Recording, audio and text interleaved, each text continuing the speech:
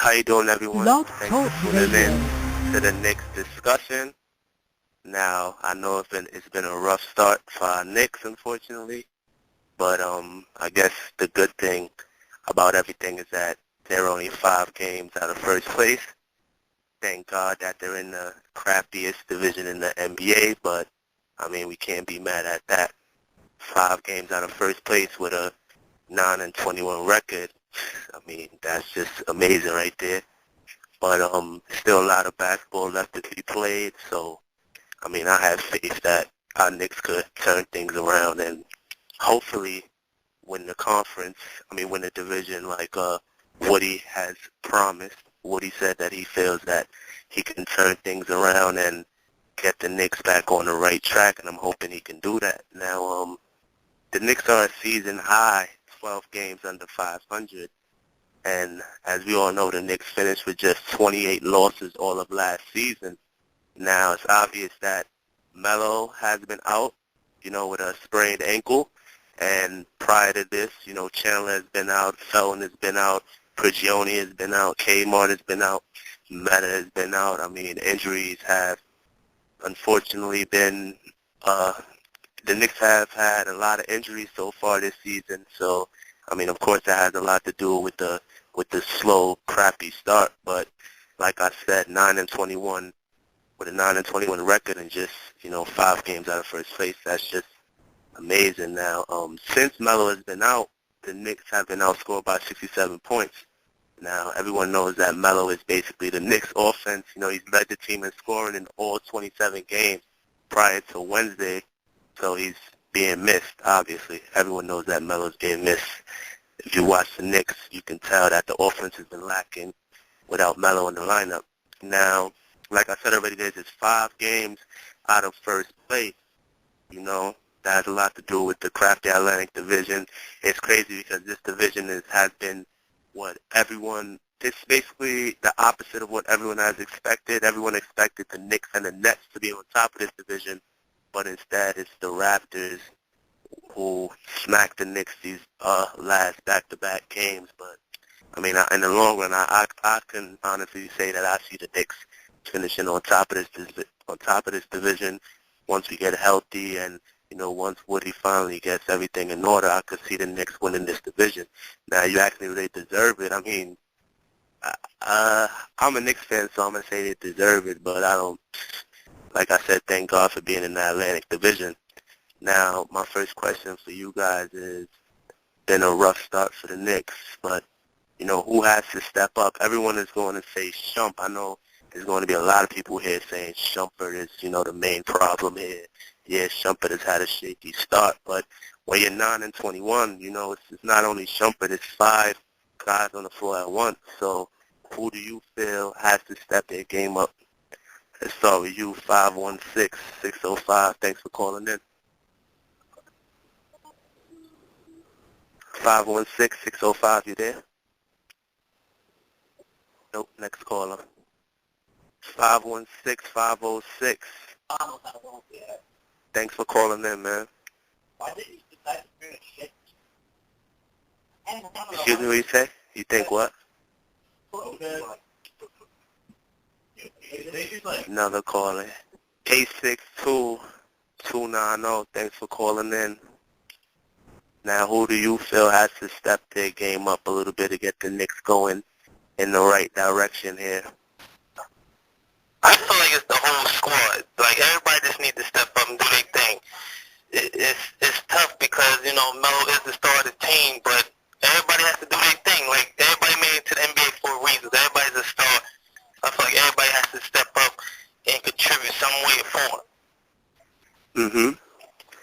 But, like, anyone specific? I mean, I know that a lot of people felt that once Chandler would get healthy and get back in this lineup, he'll have a difference. I thought that myself, because when Chandler was out, our interior defense was just it was horrible. Teams were just dominating us down low. Teams were just hitting the rack on us all day. I mean, anyone in particular has to step up? Well, yeah, I mean, it has to be JR too because, he's the top guy who scores after Melo. So I would say JR specifically would need to step up a lot he got suspended, he had knee surgery and stuff like that, but he has to get out of that slump and just start stepping up, making big shots, because at the end of the day, we need him out there to score and stuff like that when Melo's, might be having an off game, anything like that.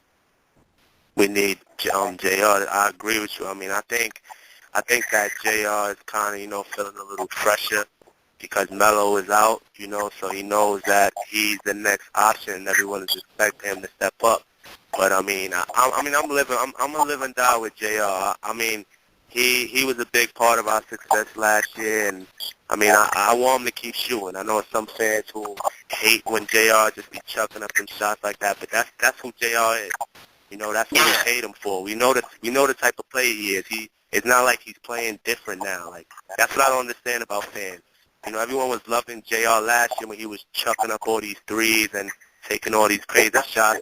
He hasn't changed his game at all. That's J.R. Smith. That's what he's going to do. We got to live and die with that, unfortunately.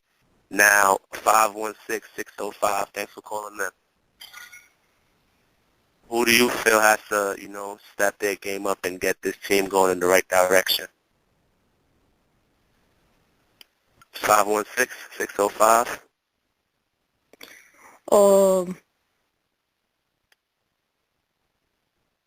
Yeah, I'll put you back on air. You there, 605? Yes. Okay, who do you feel has to step their game up a little bit and get this team rolling? Tyson Chandler. He needs to be a leader. When Melo's out, he needs to be the next leader. Chandler's not really much scorer, so, he's not going to give us, 20 points, and he's not going to dominate the game offensively. Defense. Yeah, he's one guy though. He is the defensive leader. He's a defensive anchor, but he's trying out there. He can't play defense for everyone. I know that much. Yeah. But let's see if Tyson can, get this team, because obviously they've been lacking on the defensive end this year too. So, and that's what Woody is known for, defense. So he has to get his rotations right and all of that. Now, 718-702. Thanks for calling in. Hey, how you doing? What's up, man? Now, who do you feel has to, get this team back in the right direction? Who has to step their game up? Well, like you said, when we're struggling like this, everyone has to step up. It's not just on one person. However, I feel that once Felton comes back, he has to be the second best player on the team. Of course, Melo is going to be the best player. He's our star player. Mm-hmm. But, in today's NBA, where pretty much every team has a legitimate, a good starting point guard, I feel that Felton has to be that guy to kind of calm down the offense, get the ball moving. We don't have Jason Kidd anymore, so I really feel that he has to be the guy. I agree with you on that. Felton, like Dolan already said, that no changes are going to be made, which, I guess he's comfortable with having a below average team, because this team right now they're not playing good at all, let's face it. But he said no changes are going to be made, so we have what we have. Now we have to live with that. So, Felton, we won 50-plus games with Felton as our point guard last year. So he obviously was doing something right.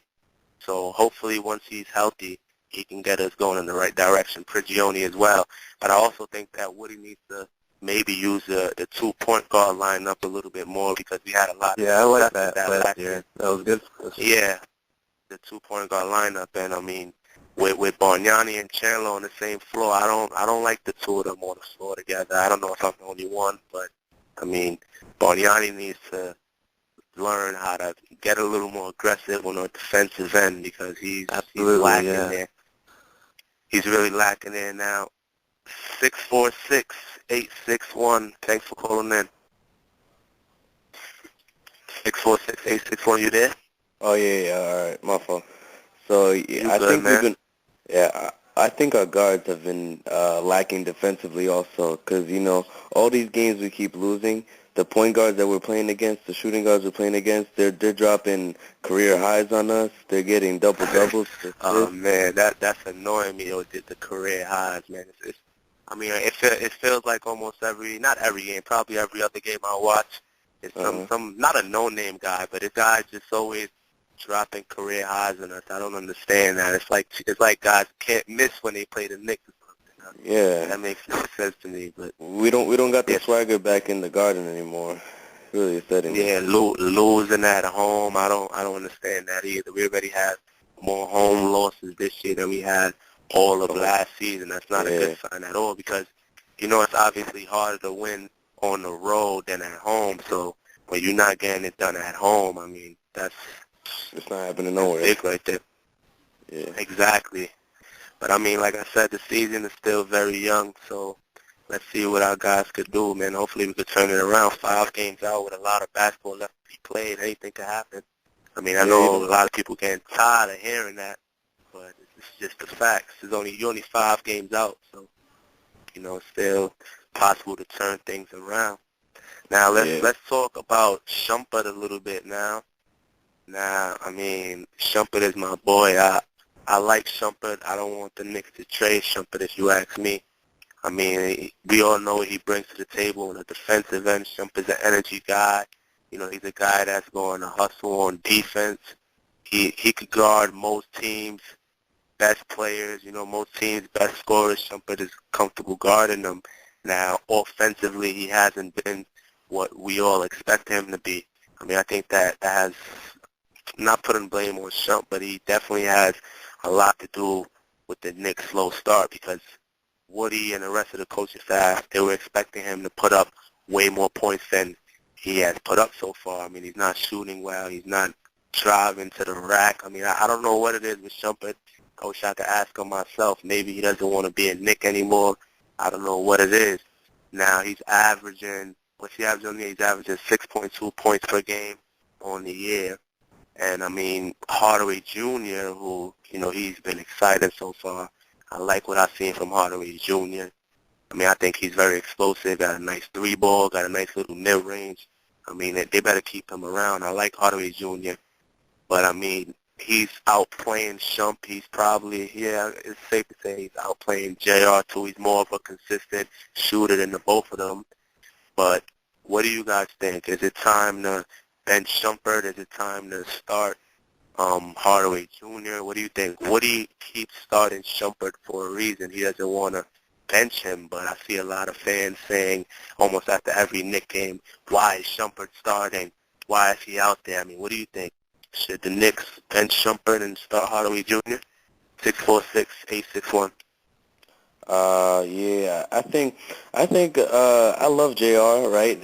I know we're talking about Shumpert, Hardaway Jr., but I think JR, he's coming back from the dead. We got to realize that, and we got to utilize him more. But when it comes to Shumpert and Tim Hardaway Jr., I feel like Shumpert gives us more of a defensive edge than Tim, but Tim gives us a more offensive edge. So I think when we're having offensive problems, we got to put in Tim Hardaway. It's just that simple. But when it comes to defense, we got these quick game fair guards we got to play. We got to put in Shumpert, I see what you're saying, but I mean, what do you think has been the problem with Shump? I mean, I know he's a way better scorer than what he's showing right now. I know that for a fact. I mean, the numbers may not show it, but I know for a fact that Shump is way better than what he's showing. What do you think it is? Is it his confidence? It's mostly confidence too. Because if your GM a few weeks ago, you're hearing these rumors, oh, you're about to get traded, oh,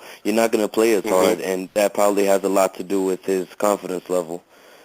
So, I mean, it's mostly confidence, and you can, people get out of shooting slumps. It's going to be hard, but you just get out of it, just focus, and that's it. You got to keep shooting. That's what they say, to get out of the slump, you got to keep shooting.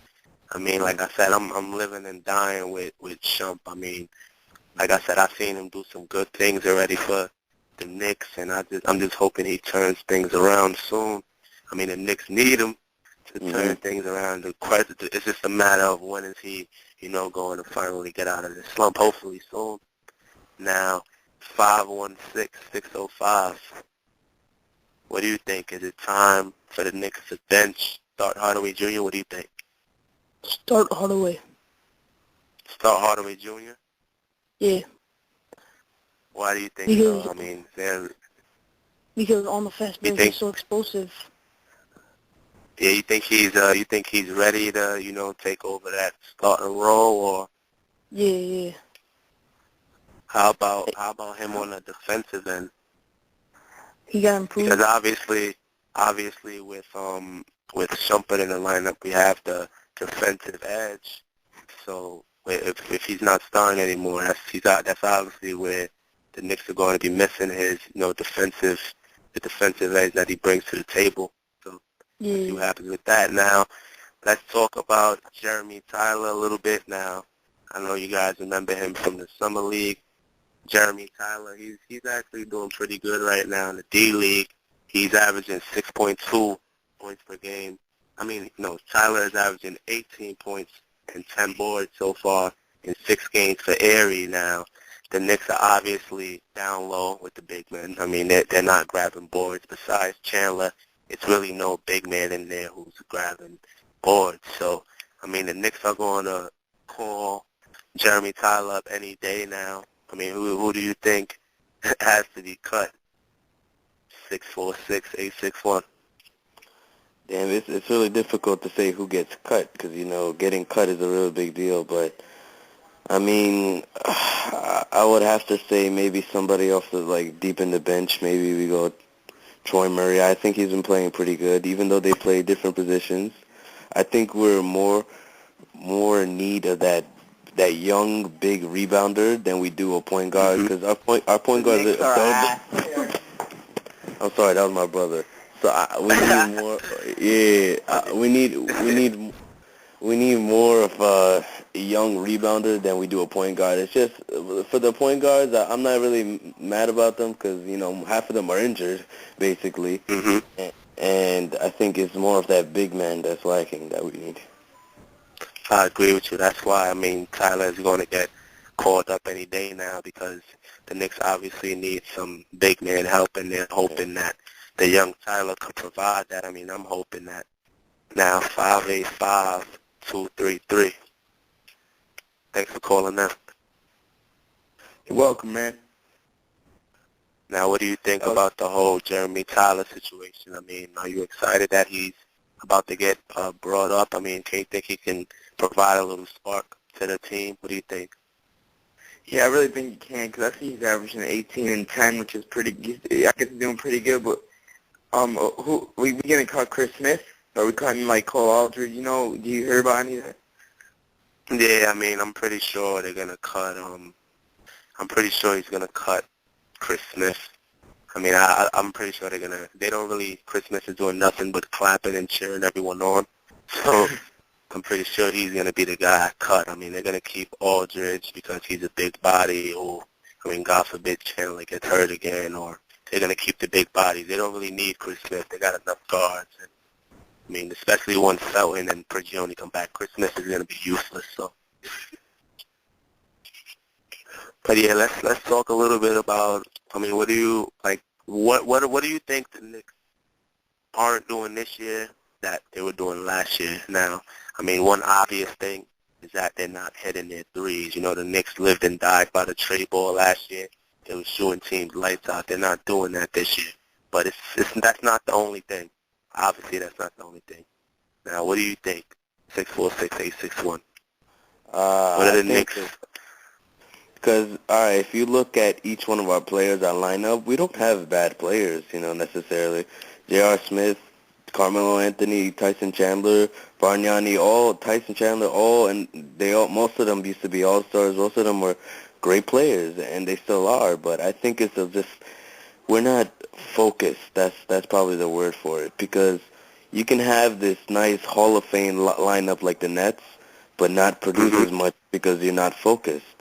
You're just out of your game, and there's no chemistry on the offense. Because when I'm watching these games, I see passes where players aren't even expecting the passes. I saw Andrea pass it to Tyson Chandler's shoulder while he was setting a pick. That means you're not focused during offense, and you have no chemistry with each other. I agree with you on that. The chemistry definitely isn't there. That has to do with, the lack of the ball movement. Yeah. Because when Melo is healthy, let's face it, it's the isolation team. It's give Melo the ball, clear it out, let him post up, let him turn around, pick and pop. The offense is run through Melo. So Woody is comfortable with the point guard feeding the ball to Melo and Melo doing what Melo does. That's a huge problem with this team right here. Melo is the guy. Melo is obviously the number one guy on his team, but ball movement is a key to winning games, and the Knicks don't have that at all. Now, 646-623, thanks for calling in. Hello? Yeah, thanks for calling in, man. All right, now, thanks for having me right now. You feel me? I'm a Knicks fan, been a Knicks fan forever. You feel me? Even since Allen Houston, all that. I just feel like I don't feel like it's a lot about what Melo does. You feel me? It's all about who's pushing the ball up the court for them. You feel me? A lot of times it's people that can't. We got point guards that can't guard the main point guards. In the league nowadays, it's all about guarding the point guards because we got Kyrie Irving out here. We got Brandon Jennings. We got a bunch of elite point guards. Yep. And who we got over here? We got Udrich over here that can't guard nobody. For me, he can't put up numbers for us. We can't put up numbers for ourselves. For me, everybody's looking down at Melo like, oh, Melo ain't doing this, Melo ain't doing that. But at the same time, Melo doing what he has to do. It's just we have nobody to get the ball and get the movement around. At the same time, I agree with you on that. The problem with that is, I mean, Dolan, he's basically comfortable with the team we have now. Him saying that, no moves are going to be made, that basically, that's saying that the team that we have now, that's the team that we riding with. I mean, now how far are we going to get with the current team we got now? I mean, I guess only time will tell, but Dolan had me ready to, go find where he lives and tell him about himself because I don't understand how the owner of a team could be comfortable with the current, the current status of your team when you have 9 wins and 21 losses. Like, I don't understand how you're comfortable with that team. That makes no sense to me.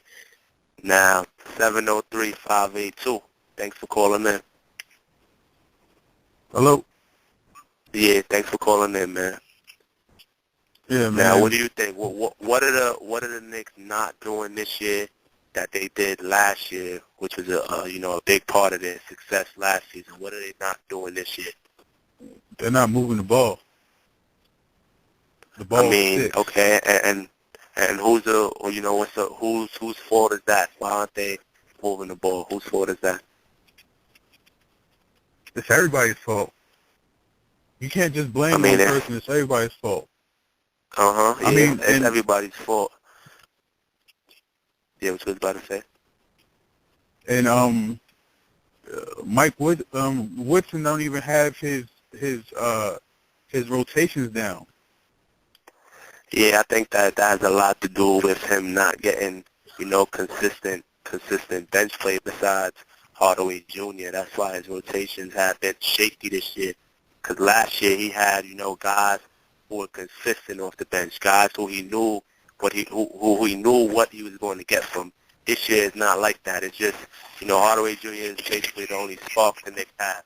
I mean, ever since Melo went down, Hardaway Jr. has been the only spark. So, I mean, Woody has a lot of, everyone gets mad at Woody, but, I mean, this is not many coaches who could fix the current problem with the Knicks right now. There's a lot of problems with this team. Now, 585-754, thanks for calling in.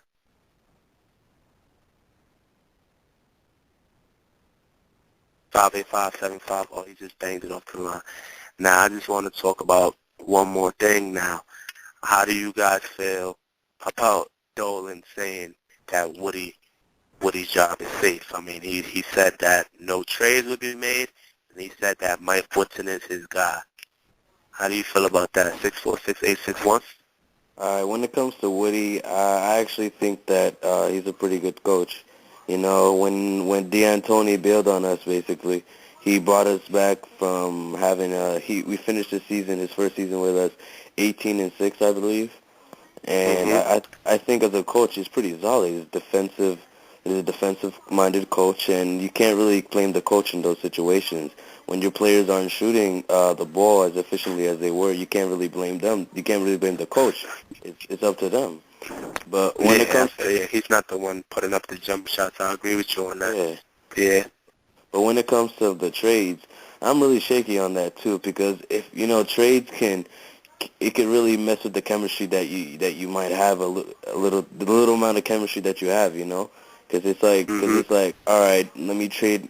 We might get Kyle Lowry, right? We're deciding we might get him, right?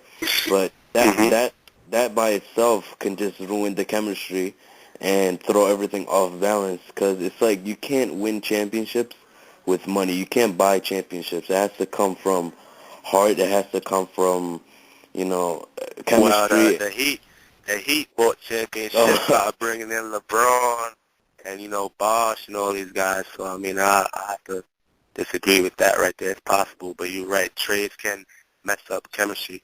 Now 703-582. How do you feel about Dolan saying that Woody isn't going anywhere? Are you for Woody? Are you against Woody? What do you think? Woody's fine with me. It's just like the players. Like one of the other callers said, Raymond Felton can't guard nobody. Udrich can't guard nobody. Oh, you're talking about our guard play as far as our guards guarding opposing teams' guards? Yeah. Yeah, I mean, I agree with you on that. I mean, our guard play has been lacking this year. I mean, I honestly think Bino has been, he's done some good things since Felton and all these guys have went down, but Bino has been lacking, man. I mean, our guard play as a whole has been lacking, not just pointing at him, but with no trades being made, can we do? Hopefully Felton could come back and just provide that spark. I have to say, that game where Felton came back, who was that against? Oh, Orlando. Against Orlando, when Felton came back, I like the tempo that he had, the offense moving in. I mean, I like how Felton looked when he came back off that injury. Unfortunately, he got hurt again. But put it like this, Felton is our guy for now. I mean, no trades are going to be made, so we have to live with Felton for now. Now, is Felton going to be our point guard next year? I don't know about that, but Felton's our guy for now, so let's live and die with Felton. See what happens. Thanks, everyone, for tuning in. Till next time.